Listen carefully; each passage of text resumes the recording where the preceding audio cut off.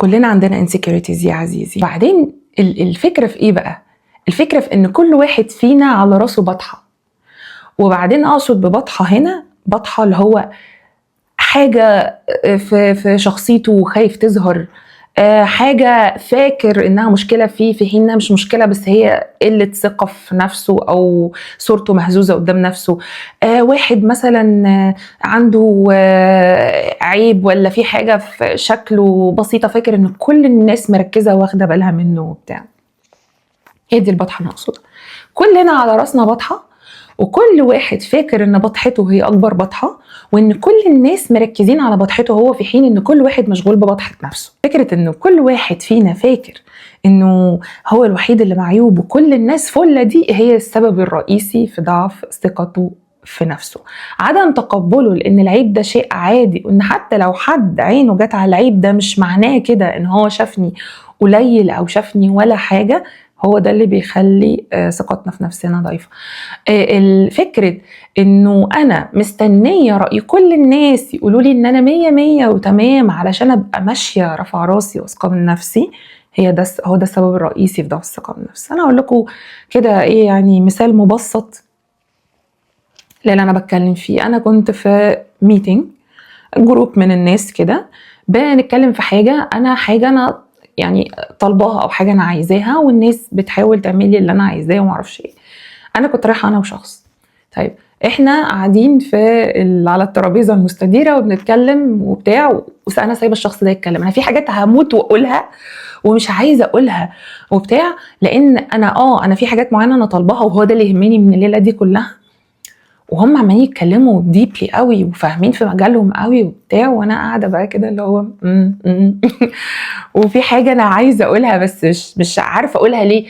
لا يقولوا عليا ان انا مش فاهمه، لا يقولوا عليا ان انا غبية بقى وبتاع. انا بكلمكم بصراحة، لا يقول عليا ان انا بهرتل. في الحقيقة ان انا زقيت نفسي وقلت اللي انا عايزاه وبتاع، لان انا عارفة ان ايه المشكلة دي ساعات بتتكرر مثلا، خصوصا لو انا حاجة انا مش فاهماها يعني. وبيقولوا ان ده انا عارفة ان انا الحمد لله مستوى ذكائي عالي الحمد لله، او يعني اللي حواليا بيقولوا لي كده، وعارفة ان احيانا ده بيكون من الذكاء، ان انت ما بتحبش تتكلم وخلاص، ما بتحبش تهرتل وخلاص. بس انا في حاجات عايزه اقولها وقلتها بعد ما ضغطت على نفسي شويه. واحنا بقى بنتحرك من المكان، حصل حاجه في المكان، فلقيت ان الناس اللي انا كنت خايفه على صورتي تتهز قدامهم، هم برضو كانوا خايفين على صورتهم تتهز قدامنا، برغم ان الحاجه دي بالنسبه لي كانت بسيطه ولا حاجه عادي يعني. فلقيت كده برضو نظرات وبتاع، وهم خايفين جدا ان الحاجه دي تبان قدامنا. وانا ماشيه كده ادركت ادراك انه كلنا فعلا، برغم ان هم ناس محترمين جدا الحمد لله، احنا كمان ناس محترمين جدا، بس هي كلنا عندنا انسكيورتيز. وسوري ان انا بتكلم بالغاز لاني ما بحبش الاوفر شيرنج، يعني ما بحبش اشير معلومات عني بدون داعي، يعني مش هتفيد حد. بس هي دي الفكره، يعني بوصل لكم الفكره. وبعدين وانا ماشيه كده فكرت في حاجه، انه ايه المشكله حتى لو هرتلت؟ يعني ايه المشكله ان انا في مقابل انا عايزه اقول حاجه ومهتمه جدا ان انا اعرف الحاجه دي، او عايزه اقولها، او في حاجه عايزه تطلع مني وطلعت، مثلا اقول لا الناس تقول عليا بهرتل، يعني ايه المشكله؟ ده هيكتبوني مثلا في موسوعه جينيس روناء اول واحده هرتلت في مصر، يعني اكيد مش ده. وبعدين هو مش هرتله ولا حاجه، بس احنا دايما بنبقى مصغرين نفسنا قوي كده، وخصوصا لما الموضوع بيجي بقى على الثقه بالنفس، بيجي على انسكيورتي معين كده. وفي شيء مكمل بقى وبيخص بالذات موضوع الثقه بالنفس ده، اني مره في شخص قال لي ان هو بيحب، شخص طبعا اعرفه يعني، بيحب المخاطره جدا، في حين ان انا كنت بلاحظ ان الشخص ده اي حاجة صغيرة ممكن يعملها في حياته بيعمل لها مليون حساب. فانا بالنسبة لي ده شخص مش بيحب المخاطرة تماما وبيتجنبها تماما. بس انا لو جيت بصيت على حياته من بعيد كده هحس انه بياخد خطوات كبيرة عادي يعني. التناقض ده بيجي من ايه؟ التناقض ده من وجهة نظري بيجي من انه شعوري تجاه نفسي، شعوري العميق تجاه نفسي، مش اللي انا بوهم نفسي بيه او مش اللي دماغي بتقوله لي، شعوري من جوه هو ده الصح. المشاعر فعلا انا شايفه ان المشاعر حقيقيه جدا. من اصدق الحاجات اللي في حياتنا مشاعرنا دي حقيقيه جدا، في حين ان اللي بيعارضني او اللي دايما بيبقى واقف قصادي هو دماغي. يعني الشخص ده متخيل ان هو بيحب مخاطره فعلا، وانا شايفه انه بياخد خطوات في حياته، ولكن بيعذب نفسه اللي حواليه في اي تغيير، وبيبقى خايف جدا وبيتردد وبيفكر 20 مرة. فده بيبقى بسبب ايه؟ بيبقى بسبب الصوت اللي احنا اتربينا عليه، الصوت اللي اتكلم جنبنا كتير. مش ضروري اتربينا عليه، ممكن نكون كنا مثلا في علاقة مع ناس اقنعتنا بشيء لفترة طويلة لدرجة ان بقى الصوت اللي في دماغنا هو صوت الناس دي بس بصوتنا احنا. يعني زي ما بيقولوا كده مثلا واحد ابوه او امه كان دايما يقولوا له مثلا انت مش هتقدر، انت مش هتعمل، انت معرفش ايه. فكبر هو عنده المقدره، وهو عارف من جواه ديب انسايد، عارف انه عنده المقدره ان هو يغيره، لكن دايما في صوت بيكلمه ويقول له انت مش هتقدر، انت مش هتعمل.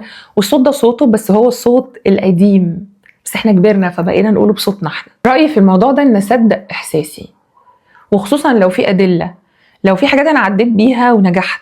طب لو مفيش، ابتدي اخد مخاطرات صغيره واعدي فيها وانجح، فاحس اني احسن. ابتدي مثلا اعمل تمرين وابتدي اقرب من الجسم اللي نفسي، فاحس ان انا بقدر وبعمل.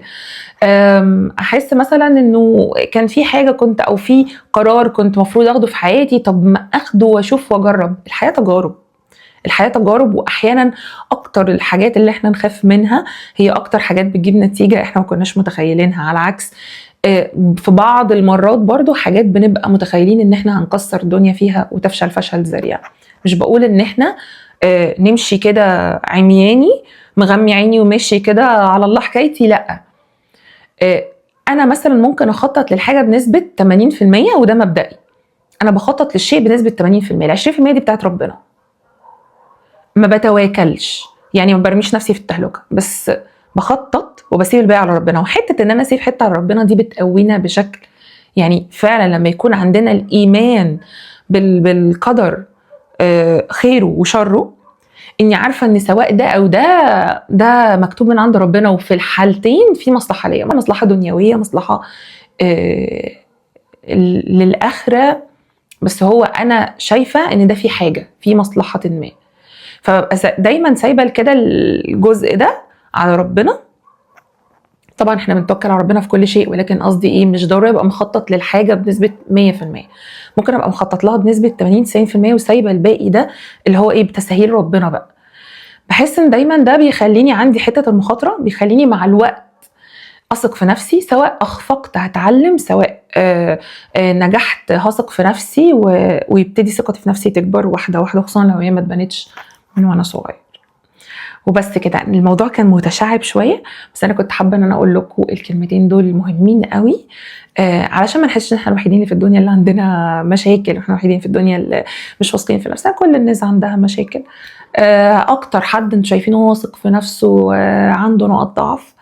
هي الفكره كلها بس ازاي نتعامل مع نقط الضعف دي، وازاي ما نكبرش الموضوع ونحس ان خلاص احنا محور الكون. احنا مش محور الكون، ولا حد فينا محور الكون. وبس كده. اشوفكم ان شاء الله بالفيديو على خير. مع السلامه.